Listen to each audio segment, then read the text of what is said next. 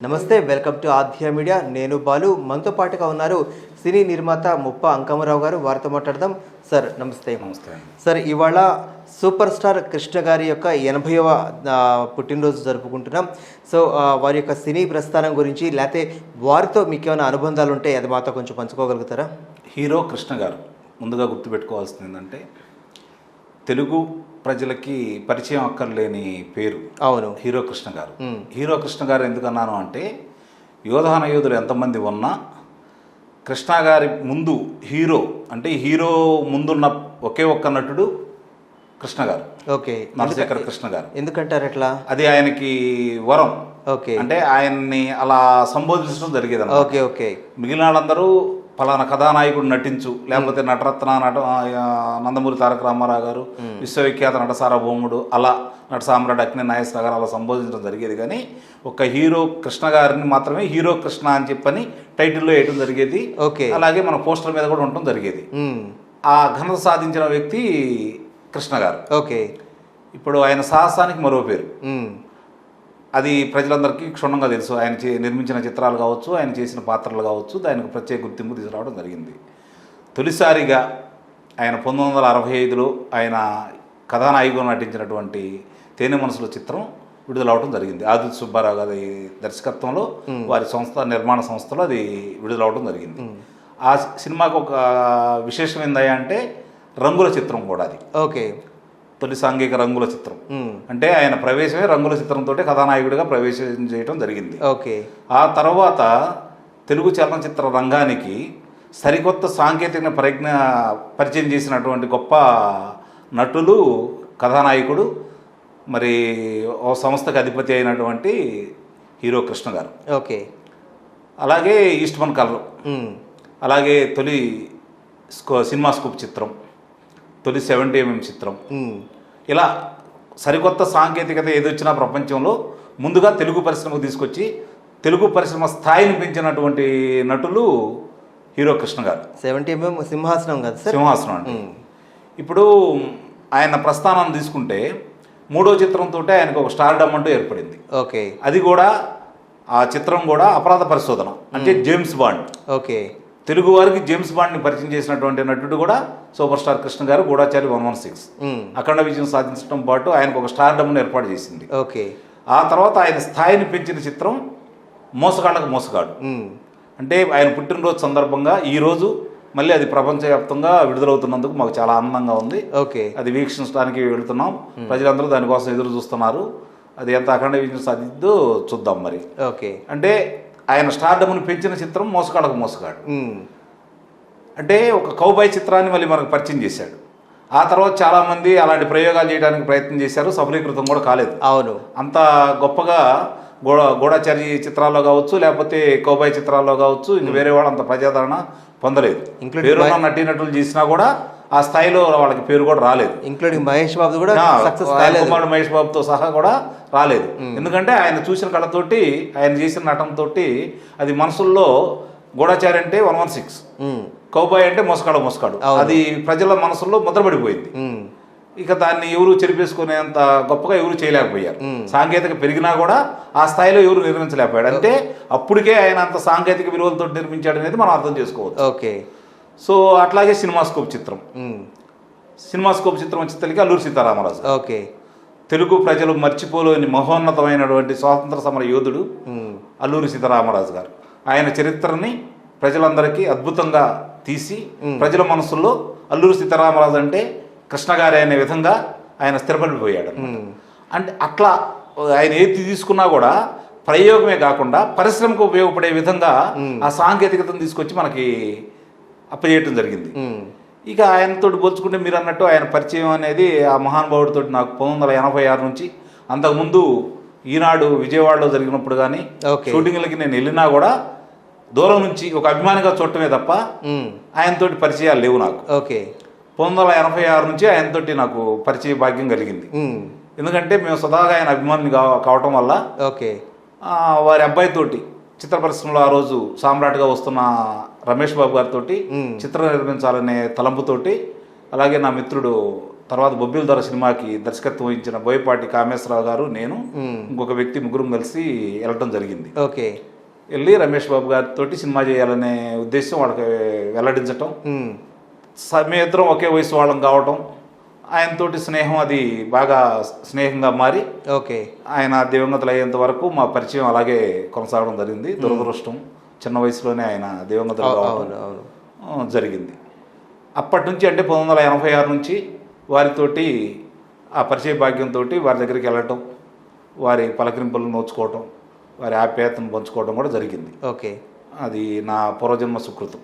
కృష్ణ గారి గురించి ప్రధానంగా మాట్లాడుకుంటే ఆయన గురించి చెప్పుకునే 2 అంశాలు ఏంటంటే, ఒకటి నిరవధికంగా అంటే టైమింగ్స్ 3 షిఫ్టుల్లో కూడా పనిచేస్తూ ఉంటారని చాలా సందర్భాలలో ఆయనతో పాటు పనిచేసినటువంటి ఇతర నటీనటులు చాలామంది చెప్తూ ఉంటారు. అది ఒక అంశం. అయితే ఆ డబ్బు పరంగా ఏదైనా సినిమా ఫ్లాప్ అయినా లేకపోతే డబ్బుకి అసలు చూసుకోకుండా, అంటే నాకు ఇంత కావాలని డిమాండ్ చేసేవాళ్ళు కాదు కృష్ణ గారు, మేము ఎంత ఇస్తే అంత తీసుకొని చేసేవాళ్ళని చెప్పేసి చెప్తుంటారు.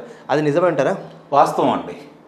1972 సంవత్సరంలో ప్రపంచంలో ఇంతవరకు ఎవరికి దక్కని అదృష్టం ఆయనకే దక్కింది. ఓకే. 18 చిత్రాలు విడుదలైనవి. 1972 సంవత్సరంలో ఆయన నటించిన చిత్రాలు 18 చిత్రాలు ఒక్క సంవత్సరంలోనే. మరి అది ఆయనకే సాధ్యమైంది. ఇంకెవరికి ఇప్పటి వరకు అది భవిష్యత్తులో కూడా ఎవరికి సాధ్యమైందని నేను అనుకోవట్లేదు. అది తెలుగు పరిశ్రమ గర్వించదగ్గ విషయం. ఇక మీరు అన్నట్లు ఆయన ఎలా ఉండేవాళ్ళు అంటే, నిర్మాత బాగోగులు కోరే గొప్ప వ్యక్తి. తనతో నిర్మించిన చిత్ర నిర్మాతలు బాగుండాలి, వాళ్ళకి ఏదైనా ఆర్థికంగా నష్టపోతే పిలిచి వారి దగ్గర, కొంతమంది నిర్మాతలు చిత్రం నష్టపోయిన తర్వాత, ఆ రోజుల్లో పరిస్థితి ఇట్లా ఉండేది కాదు కాబట్టి నిర్మాత నష్టపోయినప్పుడు బాగా నష్టపోవడం జరిగేది. ఆయనతో అతి తక్కువ మంది నష్టపోవడం కూడా జరిగింది. ఒకవేళ అనుకోని పరిస్థితులు ఆ రోజుల్లో ఎట్లా ఉండేదంటే, ఓ రకరకాలుగా ఉండే ఈ పంపిణీ వ్యవస్థలు. ఓకే. అందువల్ల కొంత నిర్మాతలు నష్టపోవడం జరిగేది. ఆ నష్టపోయిన నిర్మాతను పిలిచి వారి దగ్గర డబ్బులు లేకపోయినా మళ్ళీ డబ్బులు తీసుకోకుండా అంతకుముందు చేసిన సినిమాకి ఇచ్చిన డబ్బుల్ని ఎన్నిక్కిచ్చేసి, ఆ డబ్బులతోటి మళ్ళీ చిత్ర నిర్మాణాన్ని ప్రారంభించేసి, ఆ రోజులున్న పంపిణీదారులను పిలిపించేసి, ఫైనాన్సర్లను పిలిపించేసి, వాళ్ళతోటి మాట్లాడేసి మళ్ళీ ఆ నిర్మాతని నిలదొక్కునే విధంగా చేసినటువంటి గొప్ప వ్యక్తి సూపర్ స్టార్ కృష్ణ గారు. రైట్. మరో విధంగా చిత్ర పరిశ్రమలో అప్పట్లో చాలా పాతుకుపోయినటువంటి నేపథ్య గాయకుల్లో ఎస్పి బాలసుబ్రహ్మణ్యం గారు వారు ఒక్కరే ఉన్నారు. వారితో ఏదో అభిప్రాయ భేదాల వల్ల కొంచెం దూరమై కొంతకాలం పాటు ప్రయోగాత్మకంగా ఇంకొక సింగర్ని తీసుకొని వచ్చి పాడించి, అటువంటి సమయాల్లో కూడా హిట్ చేసినటువంటి గొప్ప ఇది ఆ కృష్ణ గారికి. అంటే ఆ గట్ ఫీలింగ్స్ ఎట్లా ఉంటాయంటారు? అది అందుకేనండి ఆయన సాహసమే, ఆయన పేరే సాహస కృష్ణ గారు. ఓకే. సాహసం అనేది ఆయనకి వెనతో పెట్టి విద్య. ఏదైనా సరే వెనుకంజ వేయడం అంటే ఏమీ తెలియదు ఆయనకి. ఏదైనా ముందుకెళ్ళిపోవటమే, అనుకున్నట్టు ముందుకెళ్ళిపోవటమే ఆయనకి తెలుసు. ఓకే. భయం అంటే ఏదో తెలియని వ్యక్తి. అలాగే మంచితనానికి మరో పేరు. నిర్మాతల పాలిటి దేవుడు. ఇంకోటి ఏంటంటే మల్టీ స్టార్ చిత్రాలకి మణిపోసు ఆయన. ఓకే. అది మర్చిపోవద్దు. ఎందుకంటే అందరు కథానాయకులతోటి రెండో కథానాయకుడు ఎవరు అంటే ముందుగా స్మరణకు వచ్చే పేరు కృష్ణ గారు, హీరో కృష్ణ గారు. ఓకే. అంటే అంత గొప్పగా ఆయన జనంలో మమేకమైపోయారు, జనం ఆదరించారు. అలాగే ఆనాటి కథానాయకులు కూడా రెండో ప్రత్యామ్నాయం లేకుండా వారితోటే ఎన్నో చిత్రాలు, దగ్గర 33 చిత్రాలు, మల్టీస్టార్ చిత్రాలు ఆయన నటించడం జరిగింది. అన్న నందమూరి తారక రామారావు గారితో ఆయన నటించిన చిత్రాలన్నింటిలో కూడా ఆయన తమ్ముడుగానే వేయటం జరిగింది. అవును. ఆయన అభిమానిగా నేను తమ్ముడని చెప్పుకునే విధంగానే ఆ చిత్రంలో కూడా అలాంటి పాత్రలే ఆయనకు రావడం జరిగింది. ఓకే. అట్లా ఉండేది వారి ప్రస్థానం. ఎక్కడ కూడా నాకు ఇంత డబ్బులు కావాలని కానీ, ఇప్పుడు గూఢచారి 116 విడుదలై అంత అఖండ విజయం సాధించిన తర్వాత 20 చిత్రాలకి నిర్మాతలు వస్తే అదే రెమ్యునేషన్ తీసుకున్నటువంటి నటుడు. ఓకే.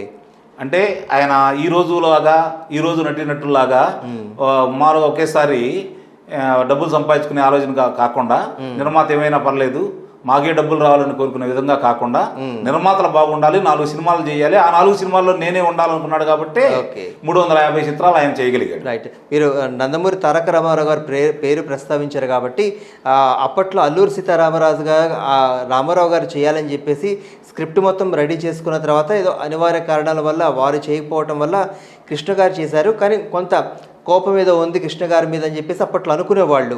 కానీ వాస్తవానికి చేసిన తర్వాత రామారావు గారే స్వయంగా అభినందించారని కూడా చెప్తుంటారు అప్పట్లో. సో అందులో మీకు ఎంతవరకు దాని మీద అవగాహన ఉంది, కొంచెం మాతో పంచుకోగలుగుతారా? వాస్తవమేనండి. అది రామారావు గారి కోరిక చేయాలని ఆయన సపరేట్గా దానికోసం స్క్రిప్ట్ రాయించుకోవడం జరిగింది. తర్వాత ఆయన తదుపరి చిత్రం అల్లూరి సీతారామరాజు కూడా ప్రకటించుకున్నారని చెప్పి చెబుతారు. అప్పుడు మేము పుట్టలేదు కదా.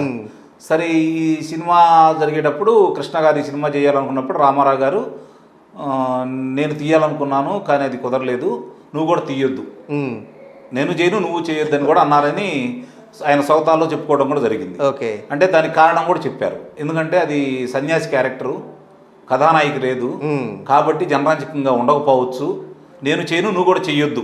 ఓకే, అంటే ఆయన ఉద్దేశం నేను చేయట్లేదు కాబట్టి నువ్వు కూడా చెయ్యొద్దు అని చెప్పాను.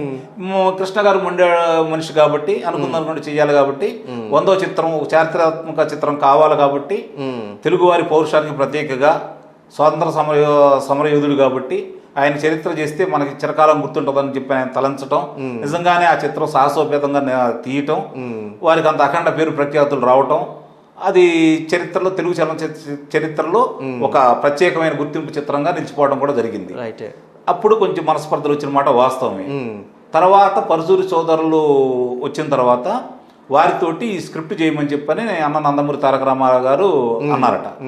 అంటే లేదండి చాలా బాగా జరిగింది అది, ఒకసారి ఆ సినిమా చూడండి, అప్పుడు కూడా మీకు చేయాలనిపిస్తే మనం చేద్దామని చెప్పని వాళ్ళు ఏదో అన్నారంట. ఓకే, అప్పుడు రామారావు గారు ఒక స్టూడియోలో ఎదురు పడ్డ సందర్భంలో కృష్ణ గారితో, తమ్ముడు ఒకసారి నేను సినిమా చూడాలనుకుంటున్నా అల్లూరి సీతారామరాజు, చూపిస్తావా అని అడిగేదలకి అసలు ఆయన పరమ భక్తుడినా, అవును, వీరాభిమాని, అవును, పరమానందంగా దగ్గరుండి ఆయనే సినిమా చూపించడం జరిగింది. చూపించిన తర్వాత ఇంతకంటే ఇంకోరు గొప్పగా చేసేది లేదు, నేను కూడా ఇంతకంటే గొప్పగా చేయగలనో కాదో తెలియదు, ఇక దీని గురించి ఆలోచనే లేదు, చాలా బాగా చేసావు బ్రదర్ అని చెప్పని భుజం తట్టి వెళ్ళినటువంటి గొప్ప మనిషి నందమూరి తారక రామారావు. ఆ తర్వాత ఈ సమసిపోయినాయి. తర్వాత ఒక్కొక్కటి వస్తా వస్తా చిన్న చిన్నవి జరగటం. 1977లో ఇద్దరు, ఆయన దానవీర సూరకర్ణ, కృష్ణ గారు కురుక్షేత్రం, అవును, దానికి కూడా కృష్ణ గారికి ఆయన హెచ్చరించడం కూడా జరిగింది. అవును, ఎందుకంటే ఏఎస్ఆర్ ఆంజనేయులు గారు నిర్మాత, అది పూర్తి చేయలేకపోవచ్చు, మళ్ళీ నేను ఎత్తి మీద పడిద్ది, నువ్వు ఆయన నమ్మి సినిమా చెయ్యొద్దు అంటే అప్పటికి చాలా మందికి అడ్వాన్స్లు ఇచ్చున్నారు అన్నగారు, ఇరికిపోయే పరిస్థితి కాదు ఇది, నాకు ఎలాంటి సంబంధం లేదు అని చెప్పని చెప్తే కాదు ఆయన నమ్మడానికి లేదని చెప్పిన అన్నా కూడా ఈయన ముందుకెళ్ళటం, నిజంగానే ఆయన నిర్మాణంలోంచి తప్పుకోవటం, మరి అది కృష్ణ గారు భుజాన్ని వేసుకొని చాలా భారీతనంతో ఆ చిత్రాన్ని నిర్మించడం కూడా జరిగింది. అవును, అది జనం ప్రచారం చేసినంత అపజయం చిత్రం అయితే కాదు. చాలా సెంటర్లో కూడా 70 రోజులు ఆడింది, కర్ణాటకలో 100 రోజులు కూడా ప్రదర్శించింది. కాకపోతే దానవీర సూరకర్ణలో మహోన్నతంగా ఆయన సుయోధన పాత్రని విపరీతంగా ఆయన డైలాగులతో జనం బాగా ఆదరించారు కాబట్టి దాని ముందు ఇది నిలబడలేదు అనేది మాత్రం వాస్తవం, అందుట్లో సందేహమే లేదు. ఇది అఖండ విజయం సాధించింది. అది నష్టపోయిన మాట వాస్తవమే, కానీ జనం చెప్పుకునేంత నష్టపోయిన సినిమా మాత్రం అది కాదు. రైట్. మరో పక్కన తీసుకున్నట్లయితే ఆయన 100వ చిత్రము, 200ల చిత్రము, 300ల చిత్రము, ఈ 3 సినిమాలలో, ఈ 3 నెంబర్లలో వచ్చిన సినిమాలకి ఆయన పేరు సీతారామరాజుగానే పెట్టుకుంటూ వచ్చారు. ఈనాడులో కావచ్చు, అటు జగదేక వీరుడు, సంథింగ్ ఒక మానవుడు దానవుడు అనుకుంటా 300ల సినిమా కాదండి. మొట్టమొదటి సినిమా అల్లూరి సీతారామరాజు గారు, రామరాజు గారు, రామరాజు సీత అనేది యాడ్ అయింది, అవును, వాస్తవం పేరు రామరాజు. రెండో చిత్రం ఈనాడులో రామరాజు. 300వ చిత్రం వచ్చేసరికి తెలుగు వీర లేవరా, ఓకే, రైట్, దాంట్లో కూడా రామరాజు సిబిఐ ఆఫీసర్. అవును, తర్వాత యాదృచ్ఛికమా లేకపోతే ఏంటి కావాలి? రెండు యాదృచ్ఛికమే. ఓకే. తర్వాత 3వ సినిమా ఈ 2 ఇట్లా జరిగింది కాబట్టి అదే పేరు ఉంటుంది, బాగుంటుంది అనే ఉద్దేశంతో ఆ పేరు పెట్టుకోవడం జరిగింది. ఓకే. కాబట్టి 3 చిత్రాలకి అదే పేరు. 300వ చిత్రంలో కూడా రామరాజు గారే. 2 చిత్రాలు అఖండ విజయం సాధించింది. 300వ చిత్రం మాత్రం అనుకున్నంత విజయం సాధించలేదు. ఓకే. అది మాత్రం ఒక రకంగా మాకు ఇబ్బందికరమైన విషయం. ఎందుకంటే ఈ 2 చిత్రాలు అంత అఖండ విజయం సాధించి 300వ చిత్రం కూడా విజయం సాధిస్తే గొప్ప పేరు ప్రఖ్యాతులు వచ్చి ఉండేవి. 300వ చిత్రం మాత్రం అనుకున్నంత విజయం సాధించారు. రైట్. చివరిగా చెప్పండి, ఇవాళ రిలీజ్ కాబోయేటువంటి మోసగాళ్లకు మోసగాడు మళ్ళీ అప్పటి అంత ప్రజాదరణ పొందుతుందని అనుకుంటున్నారా, లేకపోతే ఎక్కడెక్కడ ఈ షోస్ని మీకు సంబంధించి మీరేమైనా ప్రదర్శించ ఉన్న చోట్లు ఉన్నాయా? అంటే నిస్సందేహంగా మంచి పేరు వస్తుంది, అలాగే బాగా డబ్బులు వస్తాయి అని కూడా ఆశపడతా ఉన్నాం. ఓకే. ఎందుకంటే అభిమానులు ఈ కడతో ఎదురు చూస్తూ ఉన్నారు. ఈ రోజు కూడా కృష్ణ గారిని ఊరిని మర్చిపోలేదు. అంటే మళ్ళీ మీ వయసు వాళ్ళే చూసే అవకాశం ఉందా, లేకపోతే కొత్త తరం వాళ్ళు కూడా వచ్చే అవకాశం ఏమైనా ఉందా? కొత్త తరం వాళ్ళు కూడా వస్తారండి. ఎందుకంటే నిన్నటిదాకా ఆయన గత 5 సంవత్సరాల క్రితం వరకు ఆయన ఇంకా పరిశ్రమలోనే ఉన్నారు. అవును, ఆయన్ని ఇంకా గుర్తు చేసుకుంటానే ఉన్నారు. ఆయన చిత్రాలు ఇంకా మనకి ప్రసార మాధ్యమాల్లో వస్తానే ఉన్నాయి కాబట్టి ఆయన ఎవరు మర్చిపోలేదు. తెలుగు పరిశ్రమలో ఘట్టమనేని శివరామకృష్ణయ్య హీరో కృష్ణ గారిది అనేది ఒక ప్రత్యేకమైన పేజీ. అవును, తెలుగు చలనచిత్ర చరిత్ర పుటలో ఉన్నంత వరకు సువర్ణాక్షరాలతో లిఖించబడ్డ పేరు హీరో కృష్ణ గారిది. అవును. కాబట్టి ఆయన జనం మర్చిపోరు ఆయన ఏ రోజుకైనా సరే. ఎందుకంటే వరుసనే ఆయన కొడుకు ఈరోజు జరుగుతూ ఉంది కాబట్టి కృష్ణ గారిని మర్చిపోయే ప్రశ్నే లేదు. ఓకే. నా వయసు వాళ్ళే కాకుండా నా తర్వాత తరం వాళ్ళు, ఈ తరం వాళ్ళు కూడా ఆ చిత్రాన్ని ఆదరిస్తారని చెప్పని నేను మనస్ఫూర్తిగా భావిస్తాను. ఎందుకంటే మీ వయసు ఎందుకంటే మీరు అప్పట్లో ఫ్యాన్స్ అని అన్నారు కాబట్టి నేను అట్లా తీసుకొచ్చాను. నాకంటే పెద్దవాళ్ళు, నా వయసు వాళ్ళు, అవును, ఇప్పుడున్న కుర్రాళ్ళు కూడా ఆయన పేరు అందరికీ తెలుసు కాబట్టి ఆయన మర్చిపోతారని కానీ ఈ చిత్రాన్ని అఖండ విజయం చేకూర్చేసి ఆయనకి ఘనమైన నివాళులు ఇస్తారని చెప్పి నేను భావిస్తా ఉన్నాను. రైట్, థ్యాంక్ యూ అండి, నమస్తే.